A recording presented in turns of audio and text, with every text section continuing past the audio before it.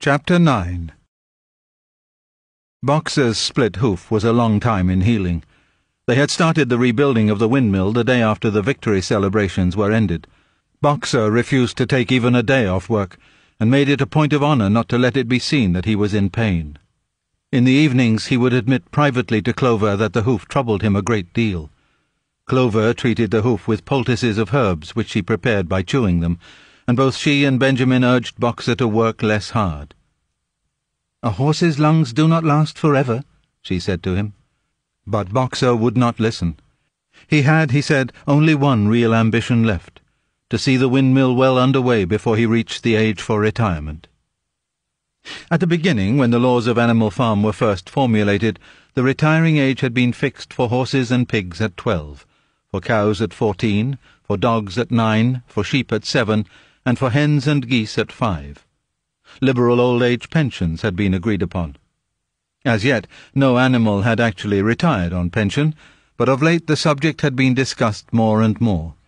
Now that the small field beyond the orchard had been set aside for barley, it was rumoured that a corner of the large pasture was to be fenced off and turned into a grazing ground for superannuated animals. For a horse, it was said, the pension would be 5 pounds of corn a day, and in winter 15 pounds of hay, with a carrot or possibly an apple on public holidays. Boxer's 12th birthday was due in the late summer of the following year. Meanwhile, life was hard. The winter was as cold as the last one had been, and food was even shorter. Once again all rations were reduced, except those of the pigs and the dogs. A too rigid equality in rations, Squealer explained, would have been contrary to the principles of animalism. In any case, he had no difficulty in proving to the other animals that they were not, in reality, short of food, whatever the appearances might be. For the time being, certainly, it had been found necessary to make a readjustment of rations. Squealer always spoke of it as a readjustment, never as a reduction.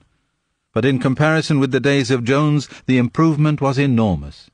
Reading out the figures in a shrill, rapid voice, he proved to them in detail that they had more oats, more hay, more turnips than they had had in Jones's day, that they worked shorter hours, that their drinking water was of better quality, that they lived longer, that a larger proportion of their young ones survived infancy, and that they had more straw in their stalls and suffered less from fleas. The animals believed every word of it. Truth to tell, Jones and all he stood for had almost faded out of their memories.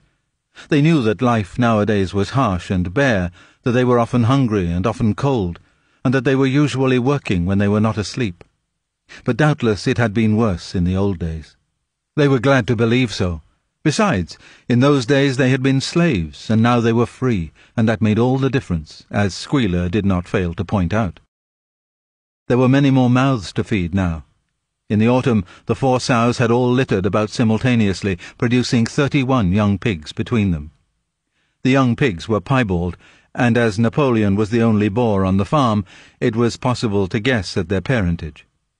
It was announced that later, when bricks and timber had been purchased, a schoolroom would be built in the farmhouse garden. For the time being, the young pigs were given their instruction by Napoleon himself in the farmhouse kitchen. They took their exercise in the garden, and were discouraged from playing with the other young animals.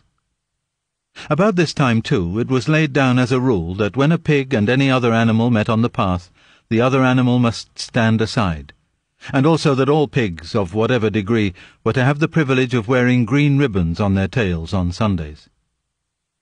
The farm had had a fairly successful year, but was still short of money. There were the bricks, sand and lime for the schoolroom to be purchased, and it would also be necessary to begin saving up again for the machinery for the windmill. Then there were lamp oil and candles for the house, sugar for Napoleon's own table — he forbade this to the other pigs on the ground that it made them fat — and all the usual replacements such as tools, nails, string, coal, wire, scrap iron, and dog biscuits. A stump of hay and part of the potato crop were sold off, and the contract for eggs was increased to 600 a week, so that year the hens barely hatched enough chicks to keep their numbers at the same level. Rations, reduced in December, were reduced again in February, and lanterns in the stalls were forbidden to save oil. But the pigs seemed comfortable enough, and in fact were putting on weight, if anything. One afternoon in late February, a warm, rich, appetizing scent, such as the animals had never smelt before, wafted itself across the yard from the little brewhouse, which had been disused in Jones's time, and which stood beyond the kitchen. Someone said it was the smell of cooking barley. The animals sniffed the air hungrily, and wondered whether a warm mash was being prepared for their supper. But no warm mash appeared, and on the following Sunday it was announced that from now onwards all barley would be reserved for the pigs. The field beyond the orchard had already been sown with barley, and the news soon leaked out that every pig was now receiving a ration of a pint of beer daily, with half a gallon for Napoleon himself, which was always served to him in the Crown Derby soup tureen. But if there were hardships to be borne, they were partly offset by the fact that life nowadays had a greater dignity than it had had before. There were more songs, more speeches, more processions. Napoleon had commanded that once a week there should be held something called a spontaneous demonstration, the object of which was to celebrate the struggles and triumphs of Animal Farm. At the appointed time, the animals would leave their work and march round the precincts of the farm in military formation, with the pigs leading, then the horses, then the cows, then the sheep, and then the poultry. The dogs flanked the procession, and at the head of all marched Napoleon's black cockerel. Boxer and Clover always carried between them a green banner marked with the hoof and the horn, and the caption, "Long live Comrade Napoleon." Afterwards there were recitations of poems composed in Napoleon's honour, and a speech by Squealer giving particulars of the latest increases in the production of foodstuffs, and on occasion a shot was fired from the gun. The sheep were the greatest devotees of the spontaneous demonstration, and if anyone complained, as a few animals sometimes did when no pigs or dogs were near, that they wasted time and meant a lot of standing about in the cold, the sheep were sure to silence him with the tremendous bleating of, "4 legs good, 2 legs bad." But by and large the animals enjoyed these celebrations. They found it comforting to be reminded that, after all, they were truly their own masters, and that the work they did was for their own benefit. So that, what with the songs, the processions, Squealer's lists of figures, the thunder of the gun, the crowing of the cockerel, and the fluttering of the flag, they were able to forget that their bellies were empty, at least part of the time. In April, Animal Farm was proclaimed a republic, and it became necessary to elect a president. There was only one candidate, Napoleon, who was elected unanimously. On the same day it was given out that fresh documents had been discovered which revealed further details about Snowball's complicity with Jones. It now appeared that Snowball had not, as the animals had previously imagined, merely attempted to lose the battle of the cowshed by means of a stratagem, but had been openly fighting on Jones's side. In fact, it was he who had actually been the leader of the human forces, and had charged into battle with the words, "Long live humanity," on his lips. The wounds on Snowball's back, which a few of the animals still remembered to have seen, had been inflicted by Napoleon's teeth. In the middle of the summer, Moses the raven suddenly reappeared on the farm after an absence of several years. He was quite unchanged, still did no work, and talked in the same strain as ever about Sugar Candy Mountain. He would perch on a stump, flap his black wings, and talk by the hour to anyone who would listen. "Up there, comrades," he would say solemnly, pointing to the sky with his large beak. "Up there, just on the other side of that dark cloud that you can see. There it lies, Sugar Candy Mountain, that happy country where we poor animals shall rest forever from our labours."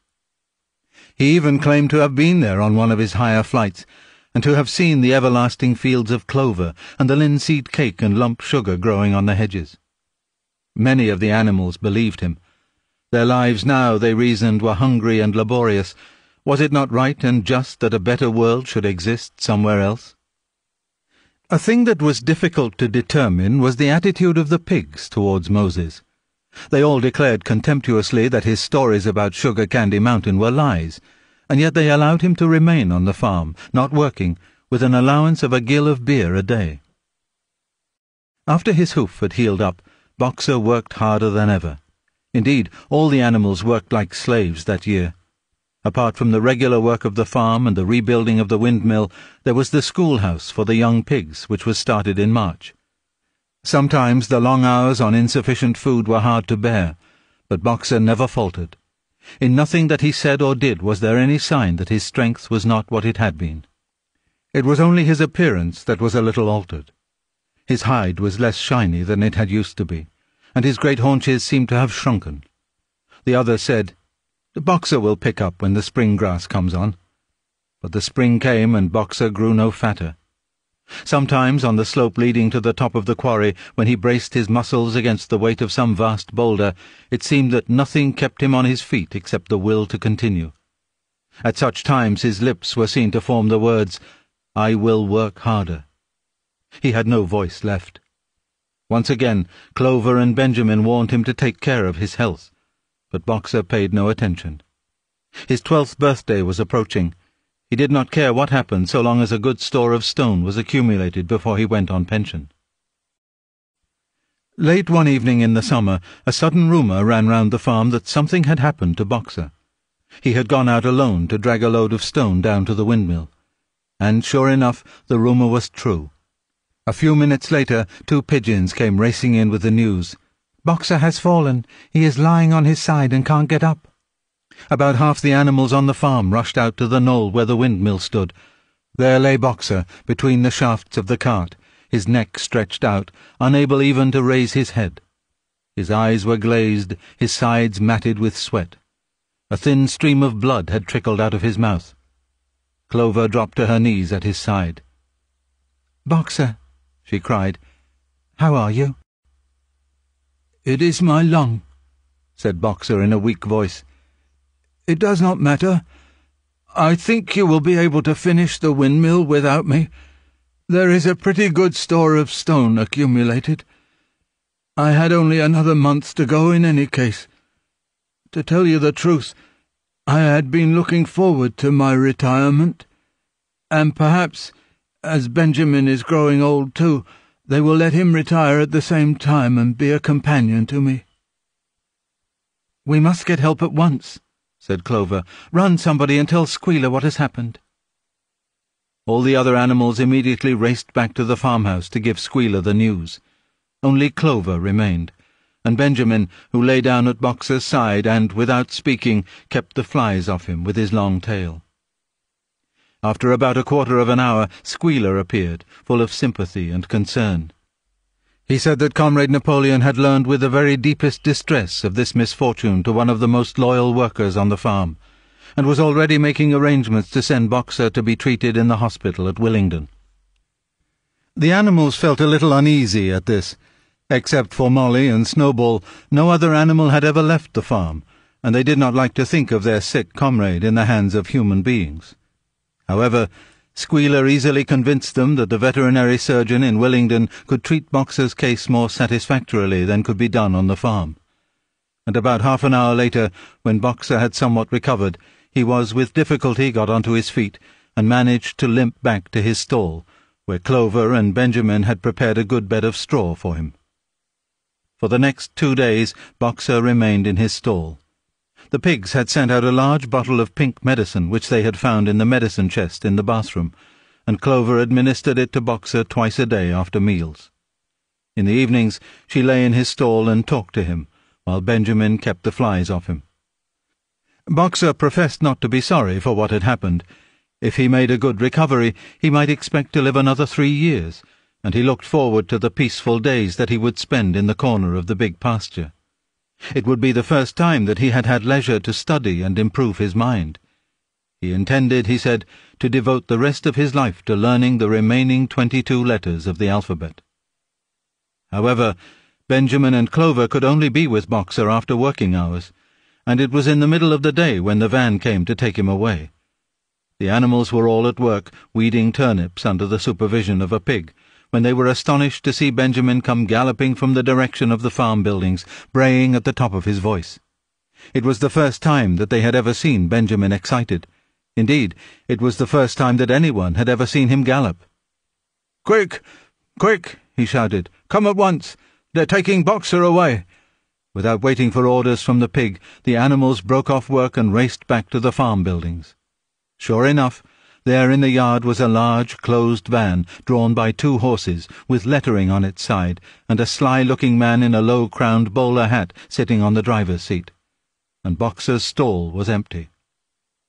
The animals crowded round the van. "Goodbye, Boxer," they chorused. "Goodbye." "Fools! Fools!" shouted Benjamin, prancing round them and stamping the earth with his small hoofs. "Fools! Do you not see what is written on the side of that van?" That gave the animals pause, and there was a hush.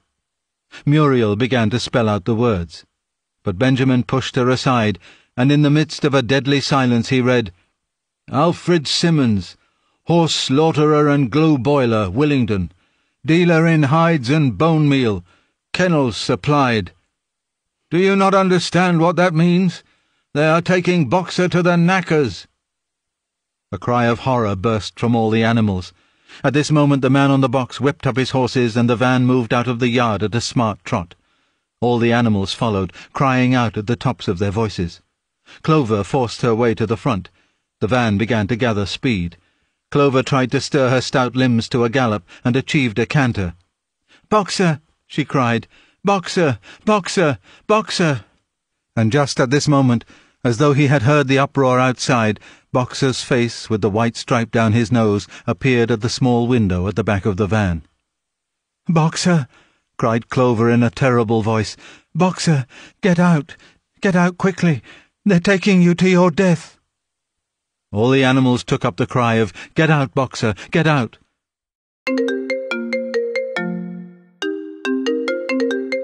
But the van was already gathering speed and drawing away from them. It was uncertain whether Boxer had understood what Clover had said. But a moment later his face disappeared from the window, and there was the sound of a tremendous drumming of hoofs inside the van. He was trying to kick his way out. The time had been when a few kicks from Boxer's hoofs would have smashed the van to matchwood, but alas, his strength had left him, and in a few moments the sound of drumming hoofs grew fainter and died away. In desperation, the animals began appealing to the 2 horses which drew the van to stop. "Comrades! Comrades!" they shouted. "Don't take your own brother to his death!" But the stupid brutes, too ignorant to realize what was happening, merely set back their ears and quickened their pace. Boxer's face did not reappear at the window. Too late, someone thought of racing ahead and shutting the 5-barred gate, but in another moment the van was through it and rapidly disappearing down the road. Boxer was never seen again. 3 days later it was announced that he had died in the hospital at Willingdon, in spite of receiving every attention a horse could have. Squealer came to announce the news to the others. He had, he said, been present during Boxer's last hours. "It was the most affecting sight I have ever seen," said Squealer, lifting his trotter and wiping away a tear. "I was at his bedside at the very last, and at the end, almost too weak to speak, he whispered in my ear that his soul's sorrow was to have passed on before the windmill was finished. 'Forward, comrades,' he whispered, 'forward in the name of the rebellion. Long live Animal Farm. Long live Comrade Napoleon. Napoleon is always right.' Those were his very last words, comrades." Here Squealer's demeanour suddenly changed. He fell silent for a moment, and his little eyes darted suspicious glances from side to side before he proceeded. It had come to his knowledge, he said, that a foolish and wicked rumour had been circulated at the time of Boxer's removal. Some of the animals had noticed that the van which took Boxer away was marked Horse Slaughterer, and had actually jumped to the conclusion that Boxer was being sent to the knackers. It was almost unbelievable, said Squealer, that any animal could be so stupid. "Surely," he cried indignantly, whisking his tail and skipping from side to side, "surely they knew their beloved leader, Comrade Napoleon, better than that." But the explanation was really very simple. The van had previously been the property of the knacker, and had been bought by the veterinary surgeon, who had not yet painted the old name out. That was how the mistake had arisen. The animals were enormously relieved to hear this, and when Squealer went on to give further graphic details of Boxer's deathbed, the admirable care he had received, and the expensive medicines for which Napoleon had paid without a thought as to the cost, their last doubts disappeared, and the sorrow that they felt for their comrade's death was tempered by the thought that at least he had died happy. Napoleon himself appeared at the meeting on the following Sunday morning, and pronounced a short oration in Boxer's honour.